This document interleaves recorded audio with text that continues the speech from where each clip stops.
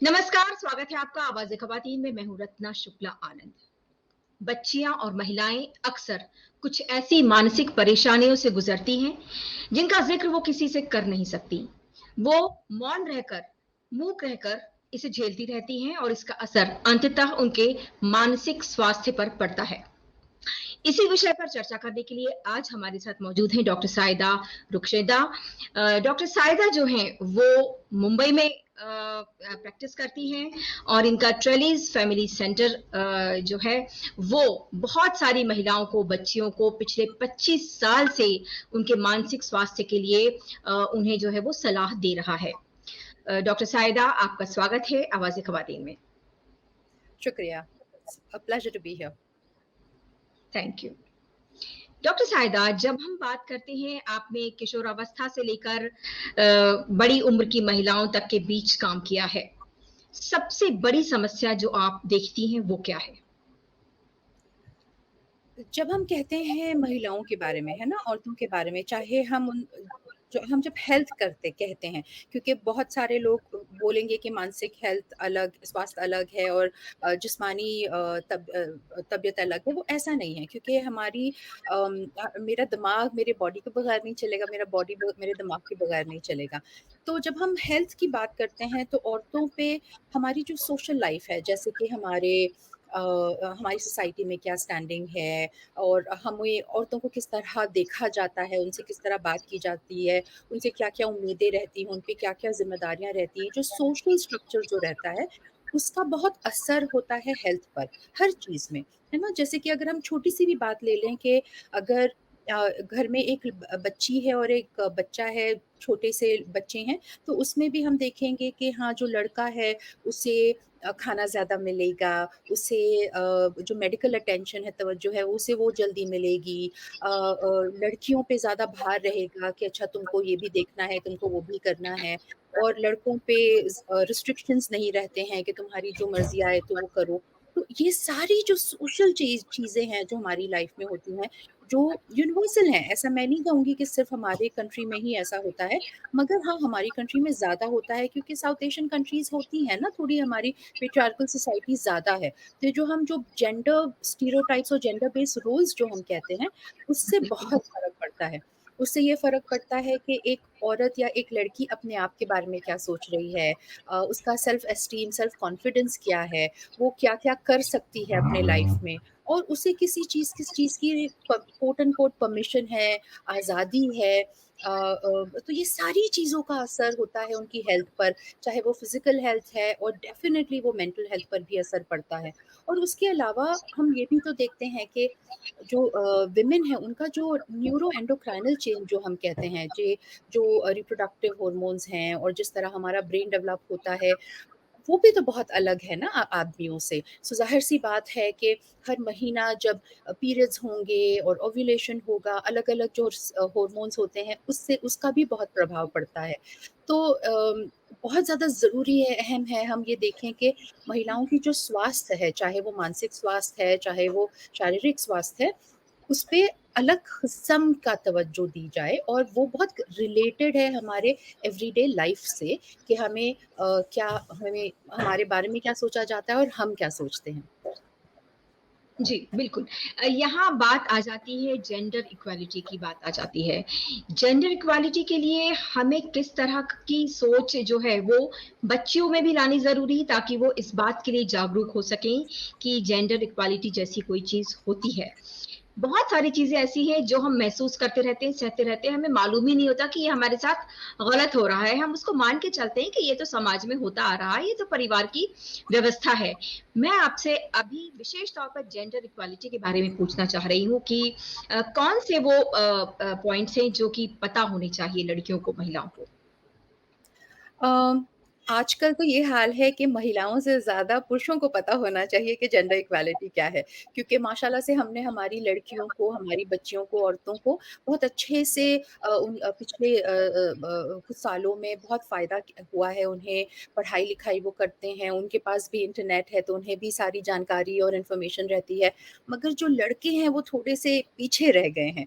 तो जब हम जेंडर इक्वालिटी की बात करते हैं तो वो हमें ना कि सिर्फ़ हमें औरतों को अपने हुकूक के बारे में पता रहना चाहिए, बट हाँ, हमारे जो काउंटर पार्ट हैं और जो दूसरे जेंडर हैं, उन्हें भी पता रहना चाहिए कि इक्वालिटी का मतलब क्या है। इक्वालिटी का हम्म, मतलब ये नहीं है कि जो तुम करो मैं वो करूँ, इक्वालिटी का मतलब ये है कि हम दोनों अलग हैं, मगर हम हमारे जो हुकूक हैं वो सेम हैं। तो हम्म, ये नहीं है कि अगर कि तुम अगर 10 किलो का बोरी उठा रहे हो तो मुझे भी उठाना ही चाहिए, ऐसा नहीं है। मेरे जो टैलेंट्स हैं वो इस या मेरी जो स्किल्स हैं वो उस पे निर्भर होने चाहिए जो मैं कर सकती हूँ, और उस पे नहीं कि हाँ, क्योंकि तुम लड़की हो तुम यही ही करोगी। तो वो जो है बिल्कुल। वो हमें जैसे मैंने कहा एजुकेशन की वजह से और इंफॉर्मेशन टेक्नोलॉजी की वजह से काफ़ी जानकारी होती है आजकल लड़कियों को भी और होपफुली लड़कों को भी। और हमें पता रहता है आजकल के जैसे छोटे जब बच्चे रहते हैं उन्हें पता रहता है कि अच्छा अगर हमारे साथ ज़्यादती हो रही है तो उन्हें दिख रहा है कि उनके साथ ज़्यादती हो रही है। वो जो बदलाव आया है इंटरनेट की वजह से, सोशल मीडिया की वजह से, जो इन्फॉर्मेशन की टेक्नोलॉजी की वजह से, उससे काफ़ी फ़ायदा ज़रूर हुआ है। मगर अभी भी वो जो इंटरनल एसेंशियल चेंज होना चाहिए, वो बाकी है अभी भी। तो लड़कियों को ये पता रहना चाहिए कि वो किसी से कमतर नहीं है, वो भले अलग होंगे लड़कों से, मगर उनसे कम नहीं है। बस इतनी सी बात है जो लड़कियों को और लड़कों को दोनों को समझनी है, और माँ-बाप को और टीचर्स को और काम पे जब हमारे कलीग होते हैं उनको, ये सबको समझने की ज़रूरत है कि हम अलग हैं, मगर हम इक्वल हैं। जी, जेंडर इक्वालिटी के बारे में पूरी जानकारी नहीं होने की वजह से किस तरह की परेशानियों का सामना आम तौर पर बच्चियों को, महिलाओं को करना पड़ता है, न केवल उनके संस्थानों में, स्कूलों में, बल्कि जहाँ वो नौकरी करते हैं, कार्य क्षेत्र में भी? तो बहुत मर्तबा ये हम देखते हैं कि जिसको हम बोलते हैं केयर गिविंग, है ना? तो जैसे कि अगर मैं छोटी हूँ और मेरे छोटे भाई-बहन हैं या बड़े भाई-बहन भी हैं, तो मुझे उनका ख़्याल रखना पड़ता है। अब मैं अगर शादीशुदा हूँ, तो मैं मेरे बच्चों का भी ख़्याल रखूँगी, फिर मैं परिवार वालों का भी ख़्याल रखूँगी वग़ैरह-वग़ैरह। तो ये जो केयर गिविंग है, वो अल्टीमेटली हमें लगता है कि ये औरतों का ही काम है, चाहे वो बच्चे हैं, बुज़ुर्ग हैं या हम-उम्र हैं। तो ये सबसे एक बड़ी बात हो जाती है। दूसरी बात ये हो जाती है कि हमसे कहा जाता है कि हाँ, अगर तुम काम भी कर रही हो बाहर, कोई नौकरी है या अपना कारोबार है या कोई दूसरा कोई प्रोफ़ेशन है, फिर भी घर तो तुम्हारी ही ज़िम्मेदारी है। तो ये जब बात आ जाती है, तो इसकी वजह से क्या हो जाता है, जो फिज़िकल और इमोशनल लेबर होता है, वो ज़्यादा हो जाता है औरतों को, और उसकी वजह से उनके नेचुरली स्वास्थ्य में तकलीफ़ होगी। चाहे स्पेशली क्योंकि हम मेंटल हेल्थ पे हम फ़ोकस कर रहे हैं, तो जो केयर गिविंग है और जो इमोशनल लेबर है, भले अगर फिज़िकल लेबर भी डिवाइड कर दिया हमारे घर में, मगर जो इमोशनल लेबर है कि नहीं, कि जैसे ना सिंपल चीज़ें होती हैं कि अगर मैं मीटिंग में बैठी हूँ और मेरे घर में जो मर्द हैं वो मीटिंग में बैठे हैं, और अगर जो हमारे घर में जो काम करते हैं वो आके कुछ पूछेंगे तो वो मुझसे पूछेंगे, वो उनसे नहीं पूछेंगे, है ना? इसलिए नहीं क्योंकि सब सब कुछ मुझे पता है या मैं करती हूँ, बट इसलिए क्योंकि उनका काम ज़्यादा इम्पोर्टेंट है और मेरा काम उतना इम्पोर्टेंट नहीं है। ये छोटी-छोटी चीज़ें हैं जिसकी वजह से बार-बार औरतों को ये एहसास होता है कि उनकी जो अहमियत है वो कम है, और वो जो काम करते हैं उसका वैल्यू नहीं है। तो ये जो है ये औरतों को भी पता रहना चाहिए कि हम जो भी किस्म का काम कर रहे हैं, या हम बाहर का काम कर रहे हैं या हम घर सँभालने का काम कर रहे हैं, मगर हमारे काम की भी उतनी ही वैल्यू है जितनी दूसरों की है। अगर मैं घर पे हूँ और मैं होम मेकर हूँ और मैं बाहर कोई दूसरा काम नहीं करती हूँ, फिर भी इसका ये मतलब नहीं है कि मेरे काम का वैल्यू नहीं है, और वो जो हम अक्सर कहते हैं तुम करती ही क्या हो? सारा दिन तो बैठी रहती हो, और तुम्हें तो दोपहर में सोने के लिए टाइम मिल जाता है। मगर वो ये नहीं देखते हैं कि उसके साथ-साथ जो दूसरे इमोशनल वर्क जो होता है और जो केयर गिविंग का जो वर्क रहता है, उसको इतना नज़रअंदाज किया जाता है कि वो गिनती में ही नहीं आता है। और क्योंकि दूसरे गिनती नहीं करते हैं, तो औरतें खुद भी नहीं गिनती करती हैं। इस वजह से भी वो जो एक्स्ट्रा जब स्ट्रेस बढ़ रहा होता है, तो कभी-कभार औरतों को वो नज़र नहीं आता। और क्योंकि ये भी हो जाता है कि स्पेशली हमारे कंट्री में कि औरतों को मतलब देवी का रूप माना जाता है और वगैरह, तो उनसे उस तरह की उम्मीद भी उस तरह होती है। तो हम भी औरतें भी ये सोचने लग जाती हैं कि अच्छा दूसरी औरतें कर रही हैं तो मुझे भी करना चाहिए, I should also be a super woman. And हम कहना चाह रहे हैं कि नहीं, everybody is a human being, और हमें ह्यूमन बीइंग ही रहने दो, ना हमें देवी देवता बनना है और ना हमें कोई सुपर हीरो बनना है। हम इंसान हैं और हमारी भी कोई लिमिटेशंस हैं जो हमें महसूस होनी चाहिए, पता होनी चाहिए, और जो हमारे आस-पास के लोग हैं जो हमसे मोहब्बत करते हैं, उन्हें भी इसके बारे में पता रहना चाहिए। बिल्कुल, ये एक तरह का मुझे लगता है ट्रैप है, सुपर वुमेन बनाने का आपको, आपके ऊपर टैग लगाने का। और वो उस दायरे में जब महिलाएँ आपस में कॉम्पिटिशन करने लगती हैं, तो वो ट्रैप में फँस जाती हैं और वो अपने मुश्किल जो है वो और ज़्यादा बढ़ा लेती हैं, मुझे ऐसा लगता है।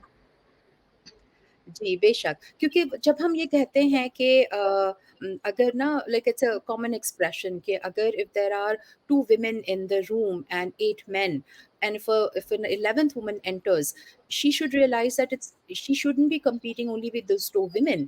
She has to compete with all 10 people. वो जो जी, डिफरेंस है, वो के ना कि अच्छा ठीक है, औरतों को वो 2 कुर्सियाँ दे दी हैं, बस वो उन्हीं में सीमित रहना है और औरतों को उन्हीं 2 कुर्सियों के लिए एक-दूसरे से लड़ना है, ऐसा नहीं होना चाहिए, क्योंकि ऐसा नहीं है। तो ये बदलाव जो है वो बहुत धीरे-धीरे से आएगा, मगर ये आएगा तभी ही जब हम अपने घर में छोटे बच्चों को स्कूल में इस तरह की परवरिश देंगे कि हम ये नहीं कहेंगे कि अच्छा हाँ, क्योंकि तुम लड़की हो तुम खाना पकाओ, बल्कि ये कहा शायद जाएगा कि अच्छा तुम्हें ये काम अच्छा आता है, इसीलिए तुम ये काम करो, और क्योंकि अगले को ये काम अच्छा आता है इसीलिए वो काम करे। तो जो स्किल बेस्ड एक्टिविटीज़ रहती हैं, चाहे वो स्कूल है, चाहे वो घर है, उससे काफ़ी बिल्कुल। ये इक्वालिटी आ जाएगी।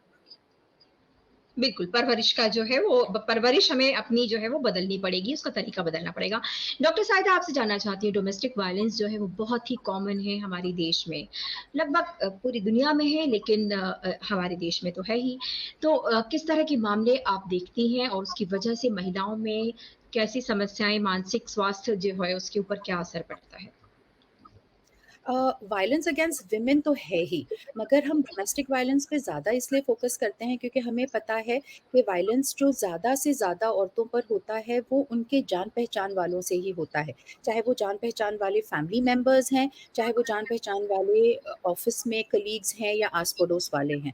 तो ये वो स्ट्रेंजर डेंजर इनफैक्ट वो तो बिल्कुल ही सही नहीं है। इनफैक्ट मोर फैमिली डेंजर ज़्यादा हम इसे कहते हैं। और हमें ये पता रहना चाहिए कि डोमेस्टिक वायलेंस हम जब कहते हैं, तो ये सिर्फ़ ऐसा नहीं है कि हाँ, मेरी हड्डी टूट गई, इतना मारा मुझे। मगर वो अगर मुझसे बुरी तरह बात की जाती है कि मुझसे चीख-चिल्ला के बात की जाती है, या मुझे गाली-गलौच करके बात की जाती है, या मुझे नीचा दिखाया जाता है कि तुम हो ही क्या, तुम्हें क्या आता है, तुम तो बुद्धू हो, वगैरह-वगैरह। ये सारी चीज़ें भी डोमेस्टिक वायलेंस हैं। फाइनेंशियल वायलेंस भी होता है कि नहीं, तुम्हें पैसे नहीं दिए जाएँगे, और अगर तुमने एक ब्रेड भी खरीदा है तो उसका हिसाब हमें दो, तो ये फाइनेंशियल वायलेंस भी होता है। जो हम अगर बहुत मर्तबा ये भी होता है कि औरतें अगर काम भी कर रही होती हैं, उनकी खुद की भी तनख्वाह रहती है, पैसे रहते हैं, तो उनके पास वो फ्रीडम नहीं रहता है कि वो उसी पैसों का कुछ करें।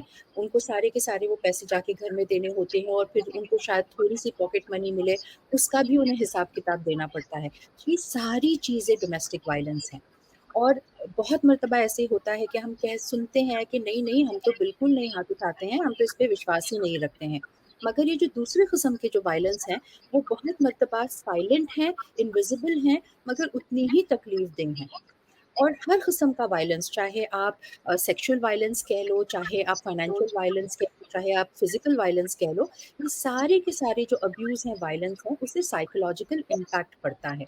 उससे औरतों के जो बीमार होने के चांसेस हैं, वो बढ़ जाते हैं। स्पेशली बीमारियाँ जैसे मानसिक बीमारियाँ जैसे डिप्रेशन, एंग्ज़ायटी औरतों में बहुत ज़्यादा कॉमन है। वो इसलिए भी कॉमन है क्योंकि उनकी सोशल लाइफ़ का जो स्ट्रक्चर है, वो इस तरह से कंस्ट्रक्ट किया गया है।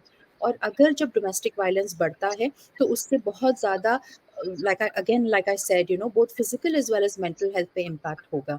अम तो ये जब हम वो वायलेंस कहते हैं और कि मेरे पास एक लड़की आती थी और उसने मुझसे कहा कि मेरे हस्बैंड ने मुझ पे जब हाथ उठाया और एक बार हाथ उठाया तो मैं बहुत अपसेट थी। 2-3 बार के बाद एक बार मुझे ख़्याल आया कि हाँ, मगर मेरी माँ को तो इससे ज़्यादा मार पड़ी थी, तो ये चलेगा। तब मैं घबरा गई और मैं सहम गई कि ये मैं किस तरह सोच रही हूँ। तो ये जो हम देखते हैं कि अगर मुझ पर ज़्यादतियाँ हो रही हैं, तो मेरी जो बेटी है, उस पर भी ज़्यादतियाँ होने की ज़्यादा संभावना बढ़ जाती है, उसका रिस्क फैक्टर बढ़ जाता है। और अगर मुझ पर ज़्यादतियाँ होती हैं, तो मेरा जो बेटा है, उसका भी रिस्क फैक्टर बढ़ जाता है कि वो भी शायद ज़्यादतियाँ करे, वो भी शायद हाथ उठाए या गाली-गलौज करे या किसी को अपने कंट्रोल में रखने की कोशिश करे। तो डोमेस्टिक वायलेंस जिस्मानी तौर से भी हार्म पहुँचाना है, पर ज़हनी तौर से भी बहुत ज़्यादा तकलीफ़देह वाली बात होती है और एक बहुत ये ना अग्रेशन वाली बात होती है और कंट्रोल और पावर वाली बात होती है। तो ये हमेशा बस गुस्से वाली बात नहीं होती है। बहुत मर्तबा लोग गुस्से के लिए नहीं मारेंगे मगर इसलिए मारेंगे ताकि हम उनको कंट्रोल में रख सकें। तो ये हमें समझने की ज़रूरत है और ऐसा नहीं है कि हाँ, अगर एक बार कि तो क्या हुआ अगर मैंने मार दिया या तो क्या हुआ मैंने बुरी तरह बात किया, मैं तो सॉरी कह देता हूँ। ये जो रहता है, ये भी जो रिपीट परफ़ॉर्मेंस रहता है, ये भी सही नहीं रहता है और ये जो रेड फ्लैग्स हैं, ये हमें देखने हैं और ये हमारी ज़िम्मेदारी है कि अगर हम पे ज़ुल्म हो रहा है, तो हम भी अपनी मदद करें और अगर हमसे मदद नहीं हो पा रही है, तो मदद माँगे। तो हम अपने आप और अगर मेरे सामने अगर कुछ हो रहा है, चाहे भले मेरे घर में हो रहा है, मेरा भाई अगर कुछ कह रहा है, तो मुझे भी ये कहना चाहिए कि ये सही नहीं है, तुम ऐसे मत करो। तो चाहे मैं लड़का हूँ, चाहे मैं लड़की हूँ, ये सबकी ज़िम्मेदारी हो जाती है। अगर कहीं हम ज़ुल्म देख रहे हैं, कहीं हम अत्याचार देख रहे हैं, एक्सप्लॉइटेशन देख रहे हैं, अब्यूज़ देख रहे हैं, वायलेंस देख रहे हैं, तो ना कि सिर्फ़ वो विक्टिम की ज़िम्मेदारी है, बट वो जो विटनेसेस हैं, उनकी भी ज़िम्मेदारी बढ़ जाती है कि हम उसका कुछ करें। क्योंकि ये एक प्रॉब्लम है, जो एक सोशल प्रॉब्लम है, मगर ये ऑल्सो हेल्थ प्रॉब्लम है। इसकी वजह से हेल्थ कॉन्सिक्वेंसेज़ होते हैं, जो पीढ़ी दर पीढ़ी होती है ना? तो ये जो ट्रॉमा है, ये ट्रांसजनरेशनल जो हम इसको कहते हैं कि कैरी फॉरवर्ड होता है, हमें उससे भी बचना है। तो अगर मैं डोमेस्टिक वायलेंस का जो साइकिल है अगर तोड़ूँगी, तो मेरी आगे वाली जो पीढ़ी होगी, उसको भी फ़ायदा होगा इंशाल्लाह। बिल्कुल, आपने यहाँ पे 3 बातें कही जो मुझे ठीक तौर से समझ में आई। वो एक ये है कि पैटर्न बन जाता है, माँ के साथ हुआ तो बेटी के साथ हुआ और अगर बेटी ने वो पैटर्न नहीं तोड़ा, तो वो उसकी बेटी में भी आएगा। साथ ही साथ परिवार में जितने लोग हैं, चाहे वो उनका बेटा भी हो, वो भी कहीं न कहीं इस बात को सीख लेगा, उसके ज़हन में ये बात आ जाएगी कि अगर मैं भी अपनी पत्नी के साथ ऐसा करता हूँ, तो शायद वो सही होगा। तीसरी बात ये है कि रिपीट जो आपने बात कही कि बार-बार जो रिपीट होती हैं चीज़ें, माफ़ी माँग लेते हैं लोग और फिर दोबारा ज़िंदगी शुरू हो जाती है, फिर माफ़ी माँग लेते हैं। आखिर कब तक वो रेड फ्लैग की जो आपने बात कही, वो कब उसको मानना चाहिए और किस समय जो है वो कानूनी सहायता लेनी चाहिए या और तरह की मदद लेनी चाहिए? जी, बेशक। ओके, तो मैं ये कहूँगी कि हम क्यों बर्दाश्त करेंगे, है ना? हम एक बार भी क्यों बर्दाश्त करेंगे?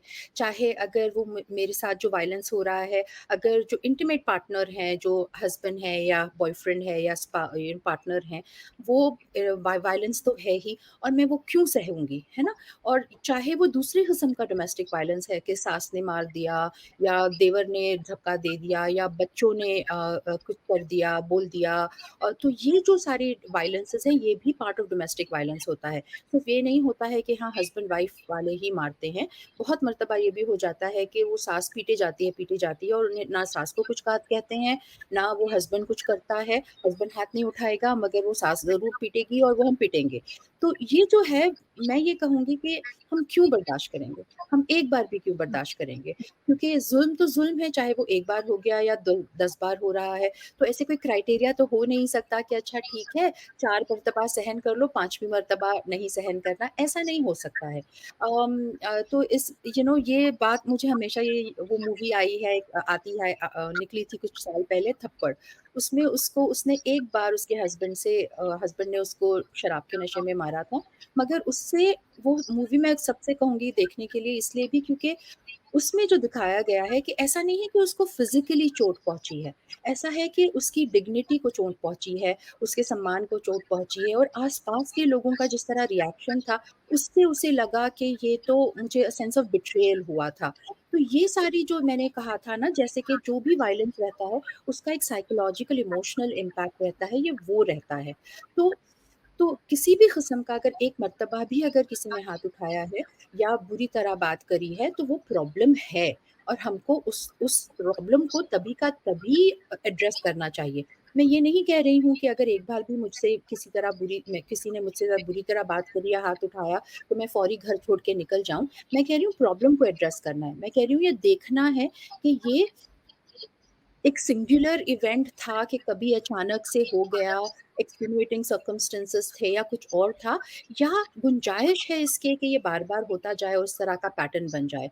और पहली ही तकलीफ जब ऐसी होती है तब हमें एनकरेज करना चाहिए कपल्स को और फैमिली मेंबर्स को कि नहीं इसको तभी का तभी जड़ से उखाड़ फेंकना है क्योंकि ये हमारी रोज़ाना की ज़िंदगी में एकदम खलल कर देता है, हमारे घर का जो सुकून होता है, हमारे घर की जो ये अमन रहता है, वो सब छिन जाता है। तो इस वजह से मैं ये कहूँगी कि ये नहीं है कि हाँ, अगर रेड फ्लैग्स हमें दिखें, तो हम थोड़ी देर के लिए इग्नोर करें क्योंकि वो अपने आप नहीं चले जाएँगे और हम ये मिरेकल के लिए अगर हम वेट करते रहेंगे तो नहीं चलेगा। और बहुत मर्तबा ना हमने ऐसे मतलब परसों भी किसी ने फ़ेसबुक पे लिखा था कि अगर तुमने अपने हस्बैंड को प्यार, मोहब्बत और तवज्जो दी तो वो चीट नहीं करेगा। और मैंने ये कहा कि नहीं, ऐसा नहीं है क्योंकि मेरा जो एक्शन है वो मेरी ज़िम्मेदारी है और किसी और का जो एक्शन है वो उसकी ज़िम्मेदारी है, चाहे उसके लिए कोई वजह हो या ना हो। अगर मैं बहुत ज़्यादा और अगर मेरे हस्बैंड ने अगर चीट किया, इसका ये मतलब है कि मेरी ज़िम्मेदारी है, मेरी गलती है। तो उसी तरह से तो अगर उसके मेरे हस्बैंड ने अगर मुझे मारा, तो ये तो मेरी गलती हो गई। हाँ, दाल में नमक तो मैंने कम डाला था। तो ऐसे तो नहीं हो सकता। तो ये जो सेंस ऑफ रिस्पॉन्सिबिलिटी है कि हाँ, अगर मेरा एक्शन है, ये मेरी ज़िम्मेदारी है और किसी और का एक्शन है, वो उनकी ज़िम्मेदारी है। ये जो इंटेग्रिटी है और ये जो इंटरनल रिस्पॉन्सिबिलिटी है, ये हमको सब में जागरूक करनी है। और ऐसा नहीं है कि औरतें डोमेस्टिक वायलेंस नहीं करती हैं, वो भी बहुत चीखती-चिल्लाती हैं, वो भी बुरी तरह बात कर सकती हैं, वो कभी-कभार हाथ भी उठाती हैं। तो इससे कोई ये नहीं है कि हाँ, ठीक है अगर औरत ने मार दिया तो क्या हुआ? हाँ, फिज़िकल चोट नहीं लगी होगी क्योंकि औरतें उतनी ज़्यादा फिज़िकली स्ट्रॉन्ग नहीं रहती हैं, मगर इसका ये मतलब नहीं है कि चोट नहीं लगी, चाहे जिस्मानी है या ज़हनी है। तो वो एक भी चोट जो है वो चोट है और हर चोट को मलहम लगाने की ज़रूरत है और हर चोट का इलाज करने की ज़रूरत है और हर चोट से बचने की ज़रूरत है। So prevention is very important. जी, डॉक्टर साहिदा आपने बताया जिस तरह से कि ये इतनी ज़्यादा समस्या है। पितृसत्तात्मक समाज में हमेशा ये कहा जाता है कि शादी बचाकर चलना है, किसी तरह ठीक है, मैनेज करके चलो, चल चल रहा है, चलने दो। इस वजह से महिलाएँ जो हैं वो लगातार झेलती जाती हैं। उन्हें अगर इस तरह की चीज़ें हैं तो कैसे आखिर इससे निपटा जाएगा? दूसरी बात इसकी शिकायत कहाँ की जानी चाहिए? कैसे उनके भीतर जागरूकता लानी चाहिए? क्योंकि महिलाएँ घरेलू महिलाएँ जब घर से ही नहीं नहीं निकल पाती, तो वो कैसे आखिर किसको? कहीं तो शेयर करें ताकि कोई एक ऐसा प्लेटफ़ॉर्म हो जहाँ से उनको मदद मिल सके। तो जब हम ये कहते हैं कि शादी बचा के चलना है, तो मगर शादी में सिर्फ़ औरतें तो नहीं होती ना, आदमी भी तो होते हैं। तो अगर औरतें बचा के चल रही हैं, तो आदमी बचा के क्यों नहीं चल रहे हैं? तो इस वजह से तो ये वापस से ये बात आ जाती है कि हाँ, ज़िम्मेदारी किसकी है? अगर घर को सँभालना है, बच्चों को देखना है, रिश्ता सँभालना है, अडैप्ट करना है, कॉम्प्रोमाइज़ करना है, तो ये बस अगर एक ही इंसान करता रहेगा, तो गाड़ी नहीं चलेगी। तो ये हमें देखना है। अच्छा, अगर हमें ऐसा लग रहा है कि हाँ, एक को ज़्यादा तकलीफ़ है, उसे ज़्यादा गुस्सा आता है या वो ज़्यादा उसे वायलेंस की ज़्यादा प्रॉब्लम है, तो सबसे पहली बात तो ये है कि जैसे मैंने कहा उसको प्रॉब्लम को आइडेंटिफ़ाई किया जाए और उसके लिए मदद ली जाए। चाहे वो हम काउंसलिंग के ज़रिए करें या नहीं तो हम देखें कि कोई और वजह है जिससे ये वायलेंस बढ़ रहा है। बहुत मर्तबा हम देखते हैं कि अल्कोहल, सब्सटेंस, शराब वग़ैरह की जो तकलीफ़ें रहती हैं, जो बीमारियाँ और आदतें रहती हैं, उनकी वजह से ऐसा हो जाता है। तो उसका इलाज किया जाए ताकि वो एक प्रॉब्लम की वजह से दूसरी प्रॉब्लम तो ना बढ़ जाए। अगर औरतों को अगर लगता है कि घर में कोई उनके साथ कोई और चाहे उनके खुद के घर में या फैमिली में जो रहते हैं, अगर उनसे मशवरा लिया जाए और उनसे पूछा जाए कि हम क्या कर सकते हैं। कभी-कभार हम कहते हैं कि कि कोई तुम्हारे चर्च के कोई प्रीस्ट हैं, वो काउंसलिंग कर देंगे, या मस्जिद के कोई इमाम है, वो बता देंगे कि सही क्या है और गलत क्या है। तो जो रिलीजियस लीडर्स होते हैं, कम्युनिटी लीडर्स होते हैं, वो भी शायद कभी मदद कर सकते हैं। मगर अगर पानी सर से ऊपर हो रहा है और लग रहा है कि नहीं, ये कोशिशें हो चुकी हैं और नहीं हो पा रही हैं, तो हमेशा हम ये कहते हैं कि तुम्हारी पहले ज़िम्मेदारी तुम्हारी तरफ है और तुम्हारे बच्चों की तरफ है। तो अगर ये डोमेस्टिक वायलेंस बढ़ रहा है, तो तुम्हें वहाँ से निकल जाना चाहिए। मगर ऐसे नहीं निकलना है कि बाबा तुम ही रास्ते पर आ जाओ। तो इस वजह से बहुत सारे एनजीओज़ हैं और सोशल कम्युनिटीज़ हैं जो बहुत मदद करती हैं, लीगल एडवाइस भी देते हैं, फ्री लीगल एडवाइस भी देते हैं कि क्या किया जाए, कैसे किया जाए। उस घर में जहाँ पर भले वो हस्बैंड का घर है मगर तुम वहाँ रहती हो, तो किसका हक कितना है। तो ये सारी जो चीज़ें हैं ये हमेशा कोर्ट कचहरी के रास्ते में ज़रूरत भी नहीं पड़ती है, मगर बहुत मर्तबा ये आउट ऑफ कोर्ट सेटलमेंट्स भी ऐसे हो सकते हैं। मगर अगर जैसे मैंने कहा, चाहे हम जिस तरह की मदद ले रहे हैं, अगर हम एनजीओ की मदद ले रहे हैं रिज़ॉल्व करने की, साइकियाट्रिस्ट की मदद ले रहे हैं बीमारियाँ ठीक करने की, या पुलिस और कोर्ट का की मदद ले रहे हैं अपने प्रोटेक्शन और अपने सिक्योरिटी के लिए, कोई ऐसा एवेन्यू नहीं है जो गलत है। और अगर मुझे उस एवेन्यू की ज़रूरत है तो मुझे उसका इस्तेमाल ज़रूर करना चाहिए। और जैसे मैंने कहा कि अगर हम ये देखेंगे कि हमारी ज़िम्मेदारी हम पर है, और तो मुझे वो विक्टिम फीलिंग कम होगी, है ना? मुझे, क्योंकि जब भी हम डोमेस्टिक वायलेंस की बात करते हैं, इतना वो जो एक्सप्लॉइटेशन होता है और जो अत्याचार होता है, उसकी वजह से सेल्फ कॉन्फिडेंस कम हो जाता है। तो उस वजह से हम हमेशा अपने आप को कमतर महसूस करते हैं और हम इस उम्मीद में बैठे रहते हैं कि कोई आएगा और हमारी मदद करेगा। तो वो जो वो जो जकड़ लेती है हमारे पैरों को, हमको उसको तोड़ना है, और इतना आसान नहीं है। तो इसलिए अगर मैं किसी को जानती हूँ जो डोमेस्टिक वायलेंस की शिकार है, मुझ पर भी ये फ़र्ज़ होता है कि मैं पेशेंटली, कामली और इत्मीनान से उसका साथ दूँ, क्योंकि शायद आज नहीं तो कल मगर शायद उसे हिम्मत हो जाएगी जब उसे मेरी ज़रूरत होगी। मैं ये ना कहूँ कि तुम हमेशा आ जाती हो अपना दुखड़ा लेकर, मैंने तो तुमसे कहा था उसको छोड़ दो, तुम छोड़ती नहीं हो तो मेरे पास मत आया करो।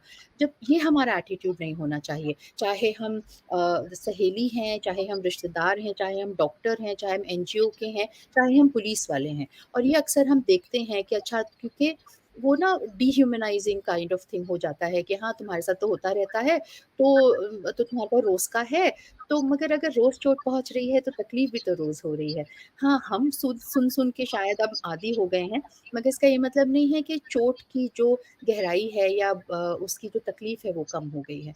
तो you have to be there for that person, you have to show up for that person, and you have to make that person understand कि हाँ, तुम अकेले नहीं हो, हम हैं तुम्हारे साथ। और कभी जब जिस तरह मौका रहता है हम एडवाइस दें, जिस तरह मौका रहता है हम अपना कांधा दें उसे रोने के लिए, जिस तरह मौका रहता है हम उसे मदद करें और उसकी जो भी उसकी ज़रूरत है उसे उसमें हम पूरा करें। तो बहुत सारे लोकल एनजीओज़ हैं, और अगर आपको नहीं पता है कि लोकल एनजीओ कहाँ है, क्या है, आप बस बाहर निकल जाइए, आपका जो पुलिस स्टेशन होगा, आप वहाँ पे जाके पूछ लीजिए कि कौन सोशल वर्कर्स हैं अतराफ, पुलिस वाले बता देंगे, अच्छा ये सोशल वर्कर है या ये एनजीओ है। अगर आप पुलिस स्टेशन नहीं जा सकते हैं या आपको डर लगता है, आप कोई हॉस्पिटल चले जाइए, जो गायनेक डिपार्टमेंट रहता है, बहुत मर्तबा वहाँ पर जो सोशल वर्कर्स रहती हैं, वो बता देंगी आपको, क्योंकि बहुत मर्तबा ये भी हो जाता है कि घर से आने-जाने के लिए उस पे पाबंदी रहती है। तो औरतें अगर गायनेक के पास जा रही हैं, तो उनको वो परमिशन मिल जाती है। शायद उसी वक़्त उनको वो मौका मिलेगा। तो आप जब अपने लेडी डॉक्टर के पास जा रही हैं, आप उनसे भी पूछ लीजिए, उनको बता दीजिए। वो आपको बता देंगी कि अच्छा हाँ, हमारे डिपार्टमेंट में ये सोशल वर्कर है, तुम इनसे जाके मिल लो और ऐसे सब कुछ कर लो। तो अगर हमें ये सारी जानकारी होगी, तो शायद हम हिम्मत कर पाएँगे अगर हम उस तकलीफ़ों से गुज़र रहे हैं। और ये सारी जानकारी हम औरतों को एक-दूसरे से ज़रूर शेयर करनी चाहिए। ये ना हो कि हम सिर्फ़ खुशी में, उम्मीद में रखें। ऑफ़ कोर्स हमें उम्मीद रहती है कि हमारी जो ज़िंदगी है वो खुशहाल रहेगी। मगर हमें ये भी मालूम रहना चाहिए कि खुदा ना ख़ास्ता अगर कोई तकलीफ़ है, तो उसको देखा कैसे जाए और उसका किया क्या जाए। तो ये इन्फॉर्मेशन भी हमारे लिए बहुत ज़रूरी है।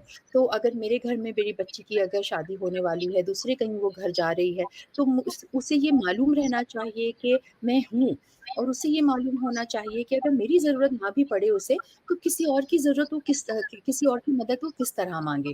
तो ये मेरी भी ज़िम्मेदारी है as a parent, as a friend, as a sister, as a doctor, और हम ये इन्फॉर्मेशन जितना शेयर करेंगे उतना ज़्यादा अच्छा रहता है। और औरतें ना बहुत अच्छी होती हैं, हमें अगर पता चल जाए कि हमारे लिए क्या अच्छा है और क्या अच्छा नहीं है, हम कर लेती हैं और हम एक-दूसरे से शेयर भी कर लेती हैं। तो ये सारी इन्फॉर्मेशन अगर हम एक-दूसरे के बारे से शेयर करेंगे, बताएँगे और इससे हूहा ना करेंगे और शर्मिंदा ना होंगे, तो ज़्यादा आसान रहेगा। और मेरे घर में अलग तकलीफ़ें होंगी, किसी और के घर में अलग तकलीफ़ें होंगी। इसका बिल्कुल, ये मतलब तो नहीं है कि मैं उनसे अच्छी हूँ या वो मुझसे अच्छे हैं। तो ये बिल्कुल। हमें एक तरीका एहसास है ना, उसमें से निकलना चाहिए। डॉक्टर साहिदा, आपका बहुत ही सार्थक चर्चा रही और आपने जितनी भी बातें कही हैं, वो जितनी भी महिलाएँ, बच्चियाँ इस कार्यक्रम को देखेंगी, उनको ज़रूर अपने अधिकारों का पता चलेगा। उन्हें ये पता चलेगा कि उन्हें शक्ति मिलेगी, उन्हें ये मालूम होगा कि वो अगर परेशान हैं, तो उन्हें कहाँ जाना है या अपने तौर पर किसी समस्या से कैसे जूझना है, उसका निवारण कैसे करना है। डॉक्टर साहिदा, हमारी कोशिश रहेगी कि हम आपसे लगातार चर्चा करते रहें ऐसे विषयों पर। हमारी कोशिश रहेगी कि आप हमारे साथ वेबिनार में शामिल हों। हाँ, एक बड़े संख्या में महिलाओं को जो है वो आप इस तरह की एडवाइस दें। ये हमारे हमारे लिए मतलब महिलाओं के लिए बहुत ही एक ज़रूरी होगा।